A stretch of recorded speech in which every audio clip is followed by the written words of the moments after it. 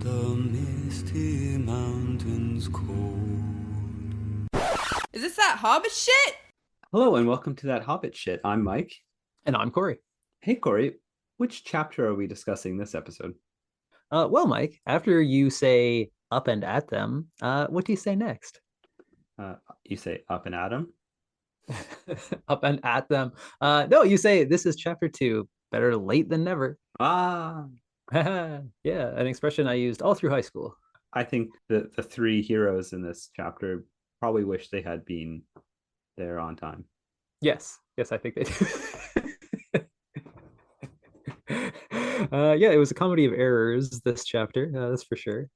Um, maybe only funny if you're looking at it from our perspective, but this is a long chapter, but it's also one of those chapters where not much is really accomplished. Excuse me, sorry. So the three hunters scrambled their way through, up, and down, and through. I put through in there too many times. The three hunters scrambled their way up and down through the rocky land of the Emyn, Mike. They Corey, paused. Yes. I don't know who the three hunters are. Well, Mike, if we go back to last chapter, the three hunters are all that remains of the once mighty fellowship. We have Gimli, the dwarf. We have Aragorn, the blood of Numenor, and we have Legolas, the wood elf. Right. Okay. Yeah. I'm back. Okay. Well, then, fourth, the three hunters. So they paused. As you will see, they do an awful lot to make sure they're following the right path. Legolas suggested many ways in which Aragorn could be wrong. Gimli simply breathed heavily and held a stitch in his side.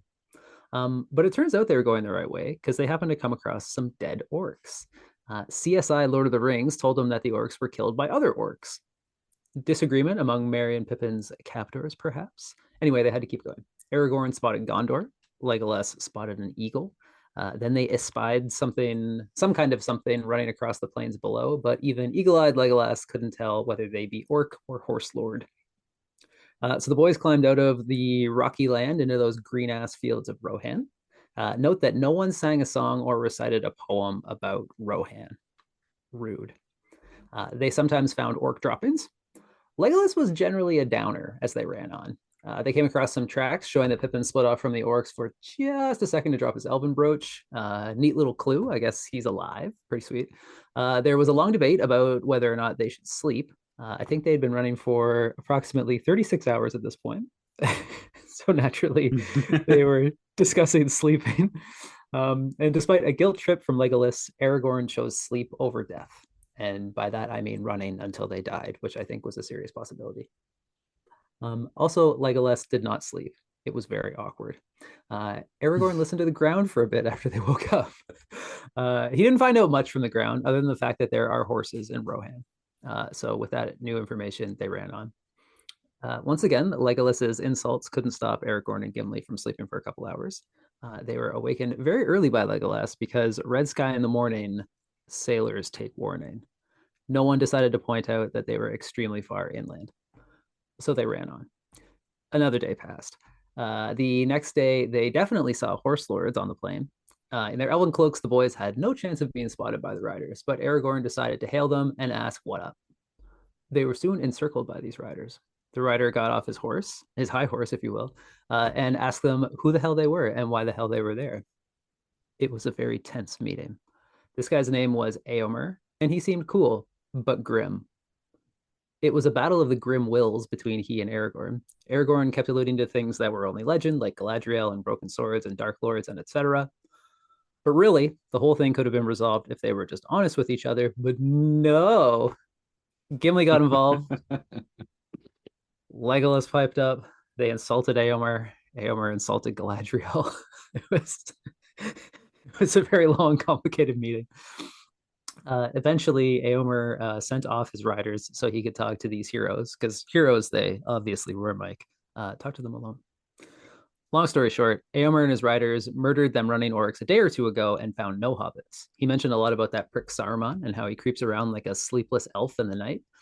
And he gave the boys horses so they could go finally stop running and well, sorry. He gave them horses so they could finally stop their running, and he made them promise to eventually go see the king of Rohan so that everything will be cool with like laws and stuff and whatnot. So the three hunters rode to the place where the orcs got murdered. They looked around, but couldn't find any sign of tiny little hobbit guys. They camped next to Fangorn Forest, and they were mighty uneasy about it. Gimli, being a dwarf, insisted on showing how easy it is to start a fire. But they had to be careful so as not to piss off the trees. Gimli had first watch. Aragorn went to sleep, and Legolas lay down, but didn't close his eyes so as to add to the spooky atmosphere. Suddenly, Gimli realized there was a dirty old man standing on the edge of the firelight. The other two woke up, and Aragorn said, not unkindly, "Three is company, bud. Who the fuck are you?" But suddenly the old man was gone. And so were the horses. Fuck. And they were all too scared to speak for like hours, man. No one said a word. Finally, they sat back down and they continued to take turns watching. They were pretty fucking sure it was Saruman, and that is not cool. Really, really not cool. But nothing else happened for the rest of the night. End chapter. The end. Yes. I love that chapter. So much happens. Yeah, it's a good chapter. I apologize for glossing over the like lengthiest part of the chapter where they were talking with Homer. Man, Éomer is one of my favorite characters. He is really cool. How grim is he? I was gonna ask you that. I think he's pretty grim. I think on the grim scale, he's like up there. Yeah, he's not Bard grim, but few are. Yeah, Bard is the grim of legends. The grimmest. I wonder if Tolkien had like really held grim people in high esteem, you know? That's kind of a fun thing to imagine. Like, I guess if you met someone and they were just I don't know. Okay, I don't know a lot of people who I would call grim, but if I met someone who I thought was grim, I would probably think they had a pretty wild story behind them. Oh boy. Like, what made Yeah. him so grim? But the only food for the brave and true comes from the Green Dragon. Hey, welcome to the Green Dragon Inn, where we talk about the beers we're drinking during today's episode. Yes. Corey, what do you got? Well, Mike, because of all those horse lords, I am drinking from Stockyards Brewing Iron Horse Trail India Pale Ale. Hey, It's a strong beer, Mike, 6.3%. in the middle of a Sunday. Yeah, slightly later in a Sunday for me than for you. Funny thing though, I came across this beer. It is from Kitchener, Ontario, where the actual Iron Horse Trail is, which is this sweet like paved rail trail kind of thing in Kitchener that I grew up running and biking on. It's sweet. I love it, and I was really pumped that there was a beer about it.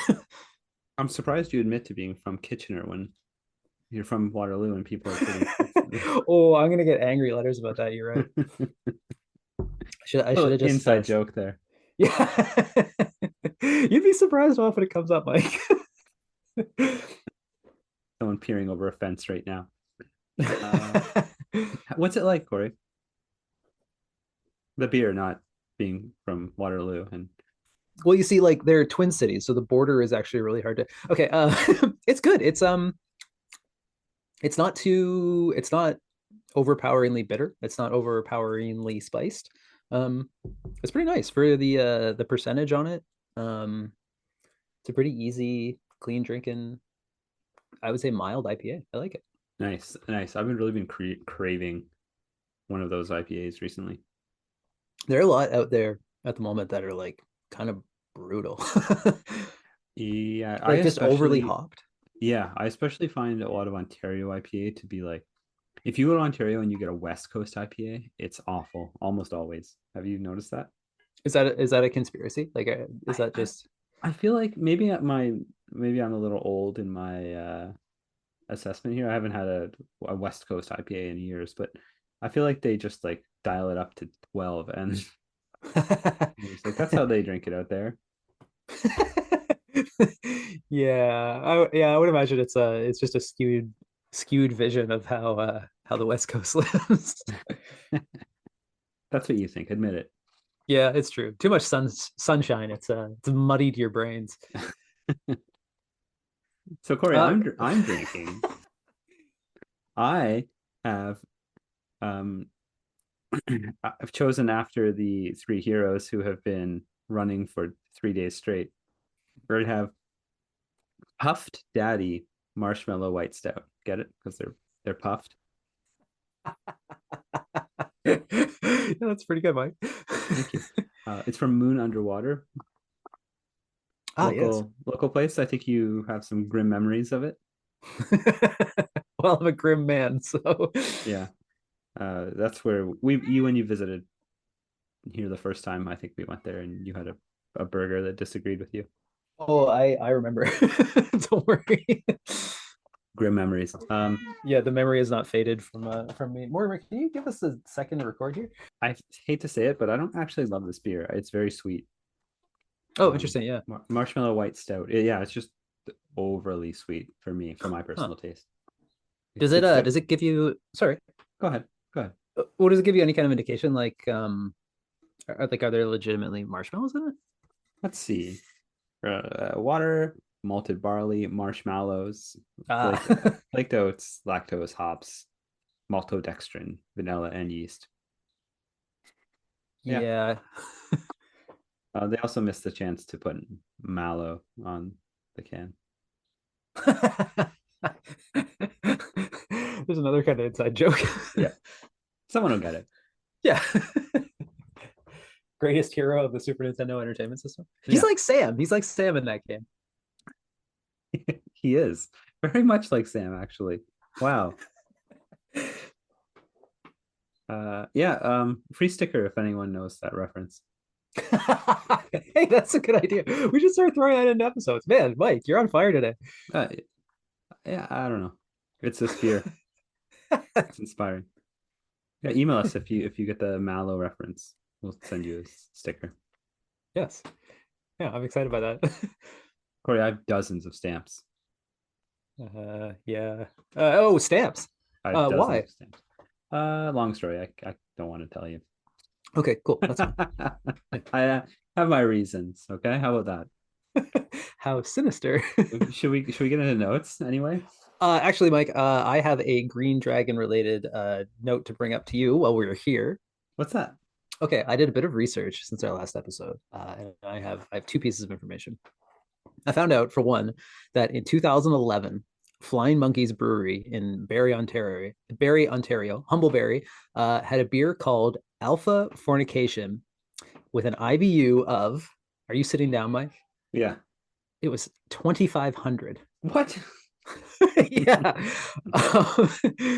But very sadly, it's no longer available. Wow. It must have tasted like Drano. What did Untapped say about this? Oh, I don't know. Actually, I didn't look it up.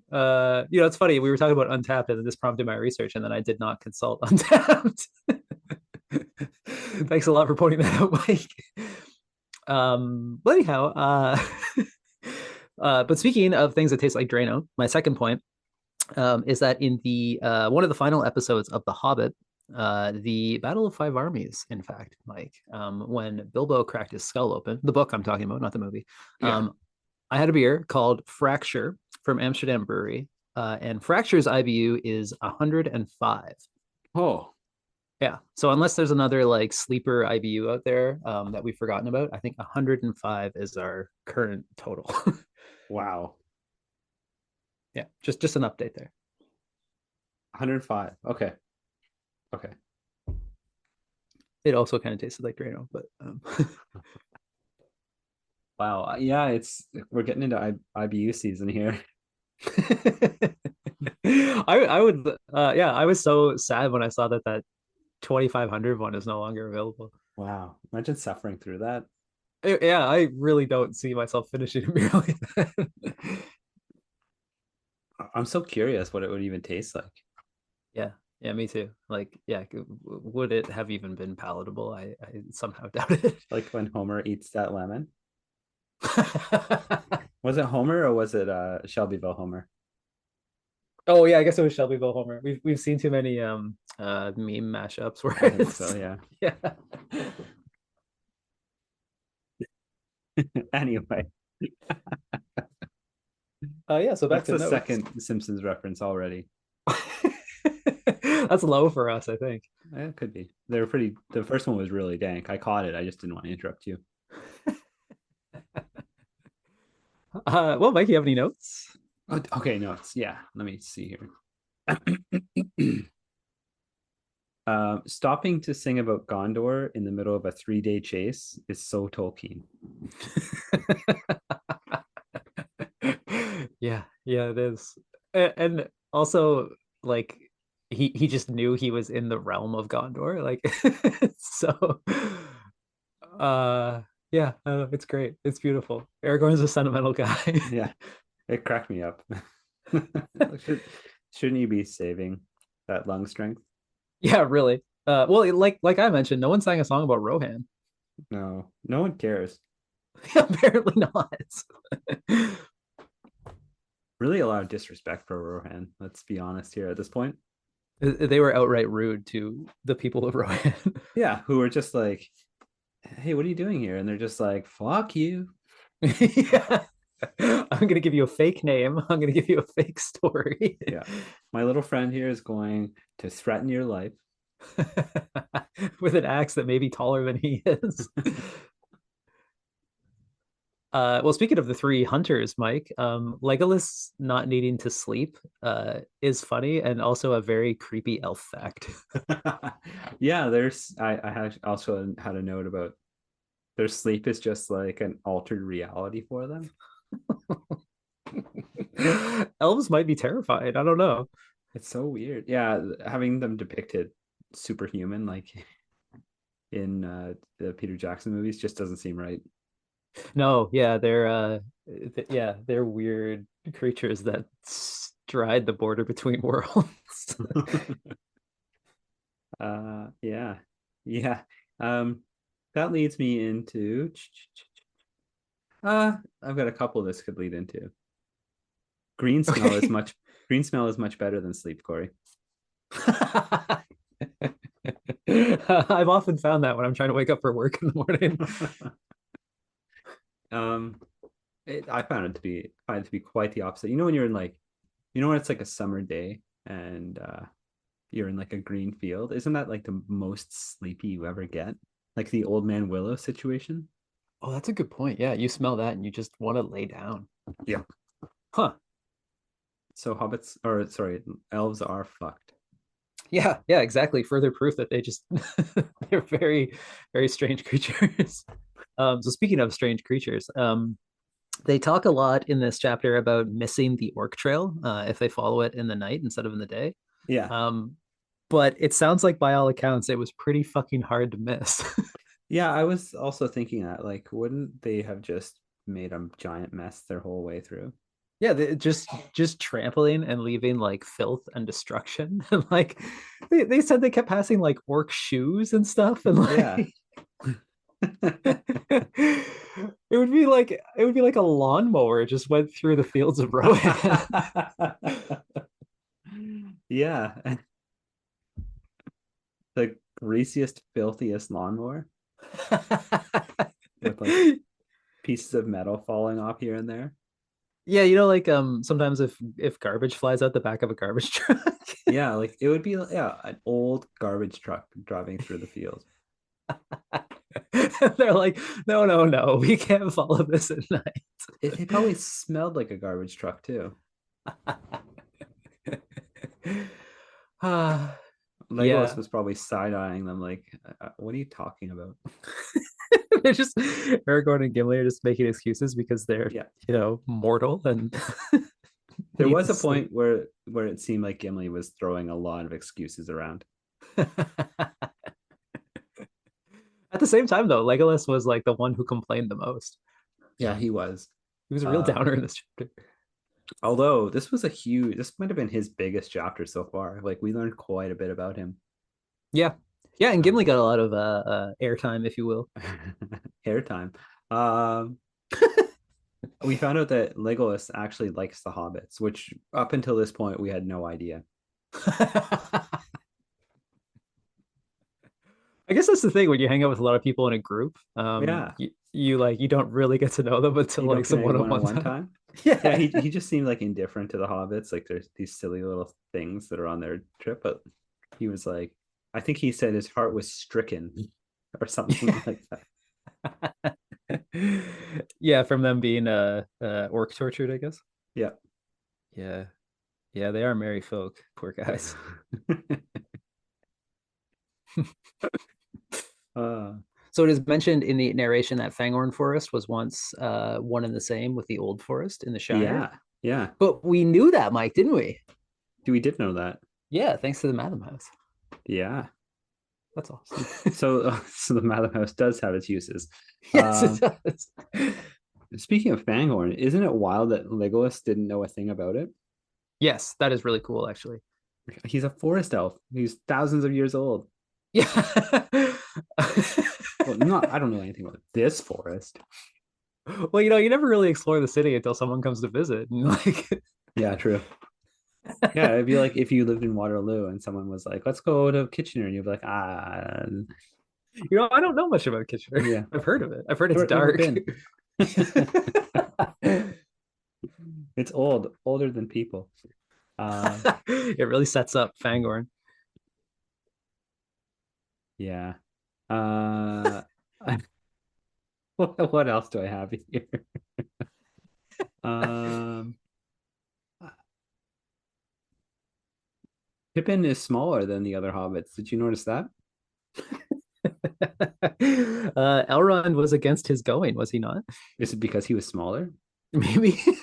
I just think it's something to take note of because I know that there's a lot of character growth. So we'll try to remember if Pippin ends up being the smallest of the four. Oh, I see what you're doing there. Okay, yeah. Yeah. Yes, we will take note of that. Noted. Yeah, Pippin. Let's remember Pippin. He's the small one. Yes, of course. Sometimes if you read ahead, it gets you can sort of, I mean, obviously we have read the story, but like I read the next chapter because I was trying to get an idea for my chapter cover. But having the knowledge of the next chapter while I'm trying to write the summary of this chapter is very like, no, stop. That hasn't happened yet. Yeah, I don't touch it until I've finished my summary.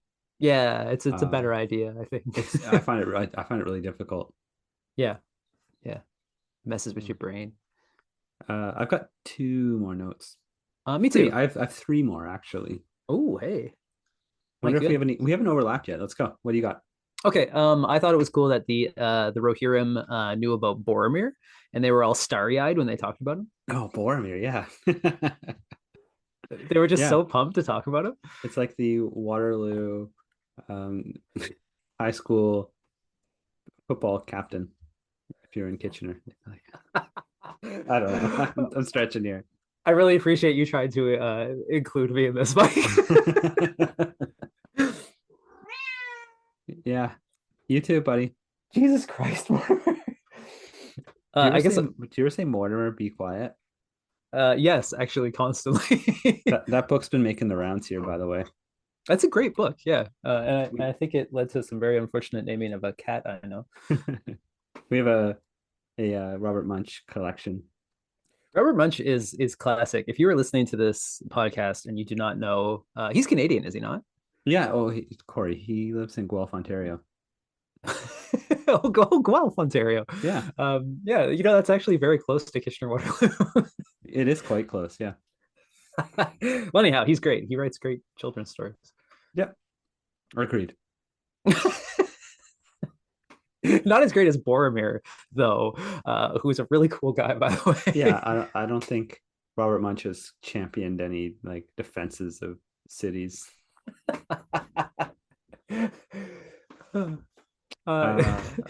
Your turn, Mike. Earth Whispers, Corey. Oh, yes. I don't know. I just thought it was cool that Aragorn was listening to Earth Whispers. Yeah, a lot of our 3 hunters that we thought we knew so well before this chapter, like threw down some pretty cool little powers that they have. Yeah, that one is not really touched on in the movie. We see him listening to the ground, but he's like listening for running, not like what the earth has to say about what's happened to it, about the garbage truck that came barreling through an hour ago. It's actually really cool. Like Yeah, I don't know. When they meet Éomer, and Éomer seems like he's super cool, but he's I think is legitimately like Boromir, like kind of just a guy. Yeah, And then he comes across these three that are like standouts from these other races. Like, yeah. Like uh, first of all, hiding in plain sight. Like, yeah, yeah, and all three of them, and like, yeah, and Aragorn is like he can listen to the fucking earth. yeah, yeah. That leads me to my next note. The balls on Aragorn when when they're like, "We can't let you leave," and he's like, "Well, then there will be fewer of you going back to your capital." Oh my God, yeah. Wait. uh yeah, we thought Aragorn and Boromir really like sized up. But man, yeah, the meeting here is so unnecessarily tense. I love how he like when things are like coming to a head, he like pulls his cloak aside and whips out his giant sword and is like, "What do you think of this?" Actually, this made me think of something that you mentioned in the last episode about Aragorn sort of stepping into King Aragorn. Yeah, this was like the first time his party members saw that. Yeah, he steps into some blood of Numenor glory. And it is beautiful and terrible as the dawn. But yeah, that whole meeting is like you're almost like you're just pulling your hair out because you're just like if one of you two could just like give an Yeah, inch, then this would all progress a little easier. yeah, they're like sizing each other up way too much. Once they find out that Saruman is the enemy of Rohan, then they should have all been cool. Yeah, yeah. Although Aomer is the cool one in being like, can you guys just go away so I can like be real with these bros for a minute? We got some hero talk to do here, guys. I would like to be kind to them, but I don't want you to think I'm weak because of it. Do you have any more notes? My last note is there's a little backstory that I quite love of Gandalf's coming and goings in Rohan Right, yeah. and how he pissed off the king and is generally seen as bad luck. A horse thief almost. Yeah, he sold the greatest horse in the world. Yeah. It's just a lovely little callback to our friend Gandalf, whom we love to hear about. Speaking of wizards, Corey, little bit you might not have caught. Saruman was casting a spell of sleep on everyone. Did you notice that? What do you mean? At what point? Well, when they were like when everyone just didn't have enough energy, he was like doing something to make their hearts heavier. Oh yeah, how like Aragorn was like, there's something going on in this land. Yeah. Yeah, yeah, Is it yeah. is it just them or is it like the whole land is covered in this like morose feeling? Yeah, I think it is. You know, that's funny that you brought that up. That makes me think now. When we were watching the Fellowship movie, and there's like the when they're trying to cross Caradhras, Yeah. and you know you see Saruman on top of his tower casting a snowstorm spell. That's sort of what he's doing in Rohan. Yeah. Oh yeah, that's cool. Yeah. What a traitor, eh? He used to be the greatest of the wizards. So yeah, just poisoning an entire people, creating his own orcs. Yeah. He's a perv. Hey, yeah, and just creeping around at night, uh, sidling out to people's fires. Yeah, was that him? Uh, It had to be him, right? That was him. Gimli's pretty sure it was him. I think, So far as we know, that's him. yeah, yeah, as far as we know. All right, that's enough notes. Yes, yes, yes. We have many, many, many, many more segments to get to. What's in this? Nothing. Just a bit of seasoning. I thought maybe if we was having a roast chicken one night or something. Cooking with Sam, where we discuss the recipes we cooked for this episode. Corey, what did you inflict on us? Uh, well, Mike, as I recall, you chose this one. Right, I did. You did, yes. But you chose the Travelers All-in-One Breakfast in a Pan. Yeah, it sounded really good.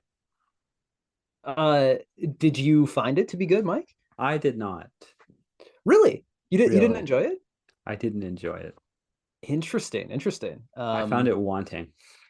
Okay. Yeah, I mean I had some points of it that were wanting. However, I did think it was quite delicious. Uh okay, all right. I'll start with a negative here. I take issue with the fact that in what the author calls a fuss-free breakfast. And I'm gonna send you a photo here, Mike.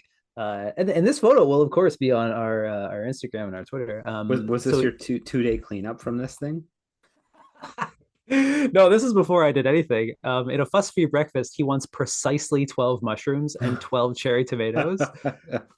Fuck right off. I, I just sent you a picture of my cutting board. So fussy. Yeah. I actually doubled the mushrooms and I doubled the tomatoes at least. I didn't follow this recipe exactly. This is great because the first recipe I didn't follow very well, and this time I was like, I'm gonna follow this thing to the letter. Yeah, I did not because, well, it just seemed like so much potato and so little other. Yeah. So I bumped up the mushrooms were really good. I'll say that. The Yeah. tomatoes are really good as well. The potatoes I found wanting. Well, this is the thing that I find frustrating sometimes in recipes in general, is that the potatoes are supposed to be pre-cooked, but when it Yeah. shows you the prep time listed, that prep time does not account for pre-cooking and cubing the potatoes. Right, and cooling them because you have to cool them if you pre-cook some potatoes. Yeah, yeah, exactly. I read ahead and I did it the night before, but that always kind of annoys me when you're like, oh, prep time 45 minutes, no problem. Yeah. And you're like, Yeah. oh wait.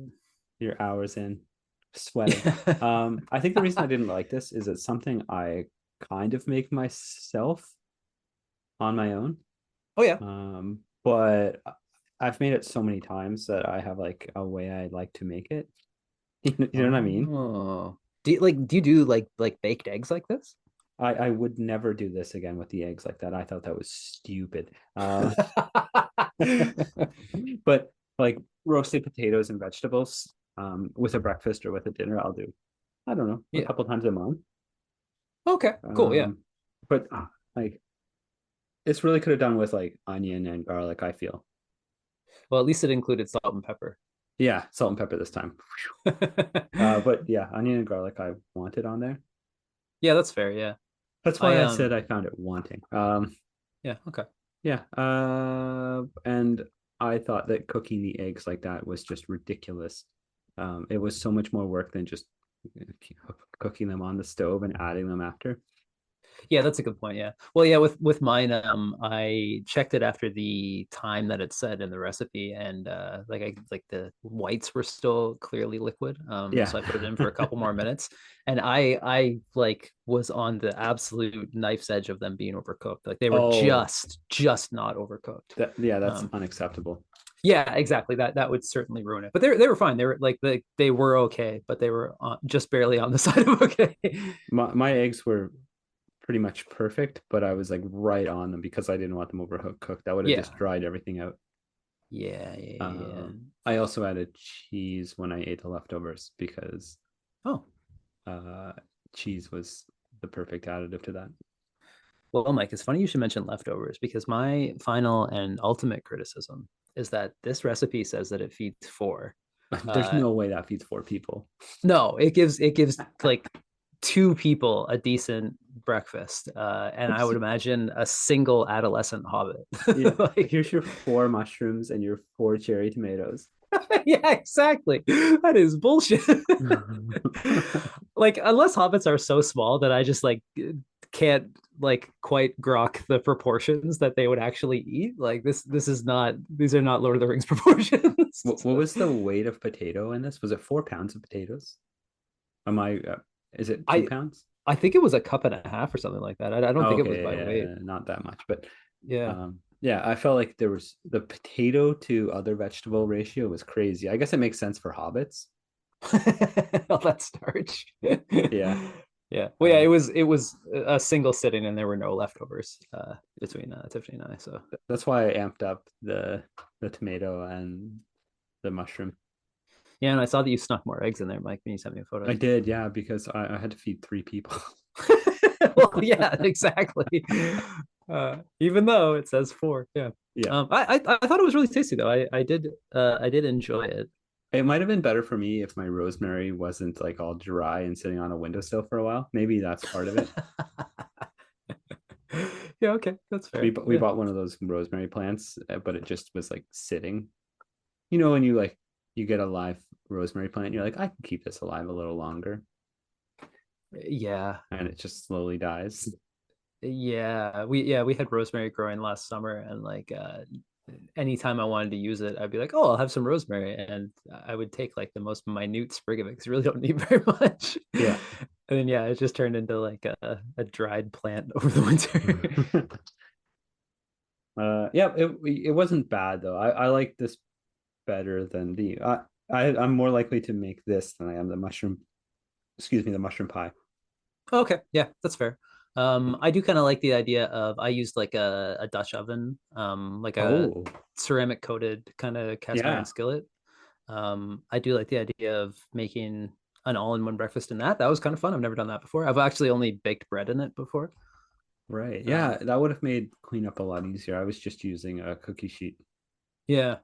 Um, Um, and cleanup was the devil.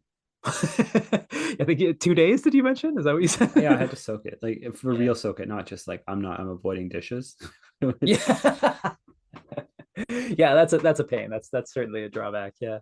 That's why I said I wouldn't ever make it again. But I might make an altered version with I really like the mushrooms and I really like the tomatoes in the oven like that. Yeah. Sorry, I didn't mean to interrupt you. Yeah, that's fine. It was pretty good. Pretty good. Yeah, okay. There's a theme developing here. Decent recipes, but I think they all need some modification. Corey, I like eggs the way I make them. Ooh, and if you get that reference, we'll send you $50. However, if your name is no, actually, no, I don't think Dave listens. So Yeah. If your name's John Dunn, you have no right to listen to this. I'd be pretty excited if John Dunn listened to our podcast. I actually would be too. Those were my favorite students. Okay, let's move on, shall we? Yeah, that was too dank. Where are we going? To Madam House, Corey. Yes. The Matham House, it was called. Welcome to the dry, dusty old Matham House. This is our first visit to the Matham House this season. This is where we discuss things that fall by the wayside, things that aren't quite important enough to be discussed openly in a chapter. It's a deep dive. Mike, what did we force you to look into this week? Corey, you wanted me to look into horses. Yes, I did. Specifically I'm going to butcher this. The Miras? The horse lords. They're special horses. They're very special horses, right? Yes, they are very special horses. So Rohan is famous for their horses, and the greatest of their horses being the Miras. I'm going to call it the Miras, and if I'm wrong, write a letter and we'll send you a sticker. This is a good episode. They're a wild breed of horses, Corey. They're famous Middle Earth over for being strong, wild, and intelligent. Their origin is disputed. They're either brought to the West by Arome, the huntsman of the Valar, or they descended from the horses of Numenor. Oh, whichever one it might be. I feel like it's the latter. Okay, But Numenor also, is pretty sweet. Yeah, but also being the descendant of a god's horse is pretty cool too. Yeah, that's not bad. The first of these horses was Ballerov, who was tamed by the first king of Rohan, Errol the Young. You see, Errol's father was attempting to tame a white colt, and it threw him, killing him instantly. Oh, wow. When Errol the Young found this murderous horse, instead of killing it, they struck a deal. He would allow him to ride him and sire his children's horses for days unending. They could only ever be ridden by the kings of Rohan. Okay. Which is pretty cool. Royal horses. The royal horses. Except, Corey, for one Shadowfax. Yes. Who we'll meet shortly. He would not let what's the king's name? Theoden. Theoden, the famous captain of the Titanic. He would not let Theoden ride him. But he allowed Gandalf to ride him hither and fro on his adventures. And he maybe even accompanied Gandalf to the Undying Lands. Oh my. That's all there is about it. Like most Madam House entries, this was less interesting than it sounds like.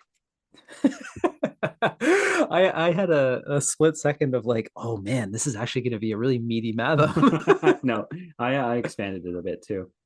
Okay. It doesn't tell you anything beyond that they were the descendants of possibly Numenorian horses or Rome. I love that it's not even for sure. Yeah. That's perfect. Well, yeah, legendary horses. There you have it. There couldn't have been many of them either, right? Like, you would think there'd be a family tree of horses, and I bet you there is, but Christopher Tolkien kept those close to his chest, I guess. Turns out that was like the one thing that was up for auction the day that Bezos bought the rights to Lord of the Rings. Just the family tree of Shadowfax. Yeah, I fully expected that actually. Like, yeah, names of like horse to horse to horse to horse to horse. Yeah, but it would have been pretty tight, you would think. What do you mean? There aren't many of the horses, right? So yeah, okay. yeah. I mean, no, that's great. I'm satisfied with this method, Mike. I think that's fantastic. I feel like they either are too short or they're very dry. This being the former, it was perfect. Cast it into the fire! Fan cast into the fire, the segment where we fan cast a character introduced in this chapter. Corey, are you casting Éomer? I am, Mike. But I came across a little bit of a stumbling block. And if you will humor me, Mike, I have two options, and I would love it if you chose. Yeah, I'll choose. Okay, cool, sweet. So yeah, he's our new best friend. We just recently became enamored with, and he with us, Éomer. So my first option is Barry Keoghan, the village idiot, if you will, from the Banshees of Inisherin. Did you see that movie? Yes, I did. Oh, did you love it? I did love it, actually. Yeah, I was awesome. at the end. I was like, I'm not really sure what that was about, but I loved it. Yeah. Yeah. Okay. Yeah. So you know who I'm talking about, right? The character. Yeah. Okay. Fantastic actor. Yes, he is a very, very, very good actor. But I wonder if Éomer is too grim of a man to be played by him. So I offer you my second option, which would perhaps be an Easter egg in the production of our multi-billion-dollar movie. Wyatt Russell, son of Kurt Russell. I don't even know him. Well, he is AKA American Agent in the Marvel movies, or also one of the guys in Overlord. Did you ever see that Nazi zombie World War II movie? I did not. Oh, dang. Oh, that was actually a really good movie. Overlord, Mike, you should check it out. Not much else I could say other than Nazi zombies, but he's Kurt Russell's son, so I don't know if that excludes him from the casting. No, I don't think so. Here's my thing. He has fantastic hair, and I think that really lends itself to the role. Yeah, because that was the thing. It was like it was very specifically mentioned in the narration that they have long blonde hair. Yeah. And I was a little hard pressed to find an actor that I thought would fit that. He looks like a horse lord. Oh, okay. Is that your choice? Yeah, I'll choose him. Okay, excellent. Perfect. I choose him, Pikachu. So then Éomer shall be played by Wyatt Russell of the Russell family. All right. This is shaping up, Mike.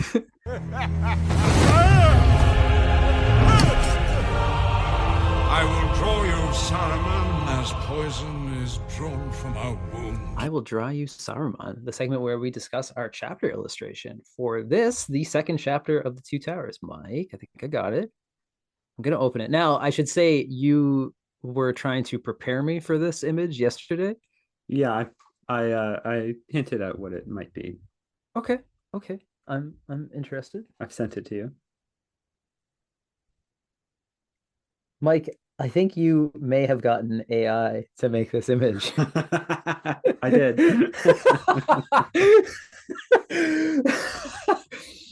uh, I don't know how much of our discussions on AI art we've cut out of these episodes, but it's been a hot topic. It's for a the hot topic everywhere, actually. Yeah, and and so I thought I would be amiss not to use it. Um, and I think it's a very honest use of it. yes, yes, yeah. I could sort of tell. I generated, I used 3 or 4 generators, and I generated a few dozen images, and I picked the best one. Oh, okay. That's cool. That's very interesting.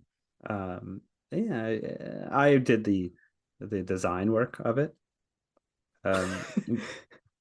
This might come across as insulting to some people, but I'm gonna say it. I I tried to make it look like one of those like throwaway fantasy novel covers, like bad Yes. fantasy art. Yeah. Yeah, totally. It definitely looks like that. And I mean, in the best way possible. Like, yeah, that it looks like a fantasy novel cover. I could even see it like in the tiny thumbnail, like when you get a text. Perfect. Yeah, That's what I was yeah. going for, especially because I was just generating the art. Because it often feels like with those books, the art doesn't necessarily fit the story. Yeah, yeah, totally. Yeah, that is definitely part of those images. Yeah. This actually in terms of our discussions about our feelings on AI art, this actually sort of exemplifies, I think, what is one of my favorite things about this stuff is like the odd little errors that crop up. Like Yeah, I know. like these 3 men are on 2 horses. Yeah, and you don't notice right away. That's the funny part. Like, Yeah. it took me a second. I was like, this image is pretty good when I generated it, and then when I looked closer, I was like, wait, that middle guy doesn't have a horse. Yeah, he's like, I think he's about to fall off. But luckily the horse isn't going very fast. Well, yeah, yeah. There's just this jumble of legs in the back too, and like the Yeah. spear. None of them really have hands. No, no, definitely not. Well, I Uh, mean, you could argue none of them really have faces either, but no, they're kind of like what's his name from the movies, the orc chief. oh yeah. From The Return of the King. Yeah. Yes, they actually do look a lot like him. Yeah, But you know what, the horses look great. they do. Yes. No, I honestly like. I kind of love it. When you sent me those, we were listeners, we were looking at some AI images of like Mad Max meets Lord of the Rings a couple of weeks ago, and it was kind of the same thing. Like there's little errors that crop up that I find so fascinating. Like the one of Gollum, like he just had so many hands for some reason, like he had like extra fingers and like, but it's like you were saying, Mike. Like when you first look at it, it works. It sort of makes sense, and it's only when you look harder that you're like, why is yeah? It's very fascinating. Yeah, you start trying to put things together. I think so. The background, it actually does a really good job of. Yeah. I think if you were to, well, I think a lot of the AI art we see has really been kind of tweaked and what you call it, like cherry picked. Probably, yeah. Yeah, Because I could, yeah. when you play around with these generators, it's usually a mess. I think it's with AI text with like content. I'm finding it. I've had to use it a few times, and I find it a really good starting point for like actual writing. Right. Like I used it for my bio for this grant we're going for at work. Okay. And then I'm just tweaking it from there, so I don't have to like write a whole. You know how hard it is to write something like that. Like Oh yeah. maybe Yeah, not for definitely. some people, but it's Well, difficult. yeah. I suppose not. Yeah. But then it gives you like a framework, and I think I think maybe the legitimate use of AI art would be to create a rough framework for you to work off of. Like if you took this and then like, okay, like that's a pretty good pose. I'm gonna make some thumbnails based on this, and like the colors work really well. I'll borrow from that. Yeah, as like reference imagery and like a starting point. I think that makes sense. Reference, that's the word I was looking for, reference imagery. Yeah. Because like somehow it does do a pretty good job. It's just like the fine details are not there. Yeah. Well, yeah, And it's fascinating. yeah, it is, and it really cracked me up. Yeah, I can see why. I love now that like because you were when you were trying to prepare me for this, I had no idea what you were talking about. I thought you just did something like incredibly simple, and you thought I would be like, "Fuck off." Yeah. Well, it is incredibly simple. It's just like I think it's worth discussion. Yeah, absolutely, yeah, totally, yeah. I just this is not what I was expecting. Yeah, I sent you very a few interesting. more just for like reference because they're all kind of fun. Yeah, I like it. I'll just say that I like it. Yeah, these apps are pretty readily available. And if you don't mind giving away a bit of your privacy, you can download them and use them. Yeah, a friend of mine that I used to work with mentioned one specifically by name the other day. I didn't really look into it, but she was like, "Yeah, I have that one on my computer." Well, yeah, it's interesting. They're all like, there's some interesting sort of merit and starting point in all of these things. Yeah, I think the starting point is like this third one. I don't know if it came through third for you, but like it actually created a pretty, aside from this extra long horse. Yeah, there's a couple of feet of space between those guys, but Yeah, the actual like image is really interesting the way it's set up, like the way the mountains come down to the eye line of the characters. Like yeah, I don't know if that's done on purpose, but it works really well. yeah, it does give a sense of like distance and scale of like, yeah, this long rolling land, and also the sort of like the lighting that is just like sort of sun bleached and overexposed is actually pretty cool because it's just a plane. Yeah. Like there's definitely, I don't know how else to word it other than like there's a good starting point with all of them. Excellent, Mike. Excellent cover. Thank you. It was pretty fun. I'm pretty excited for the next couple.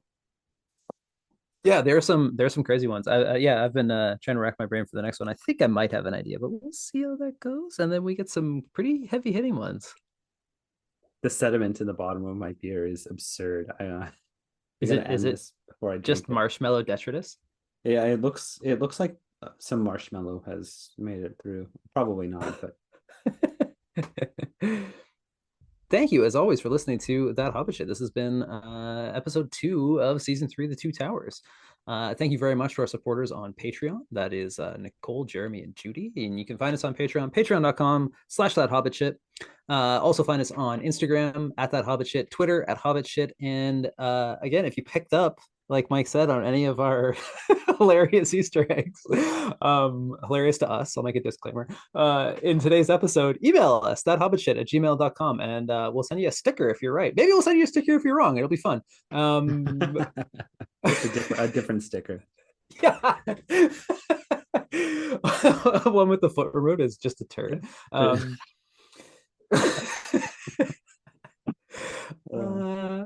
Corey. And I'm Mike. And may the hair, on your toes never fall out.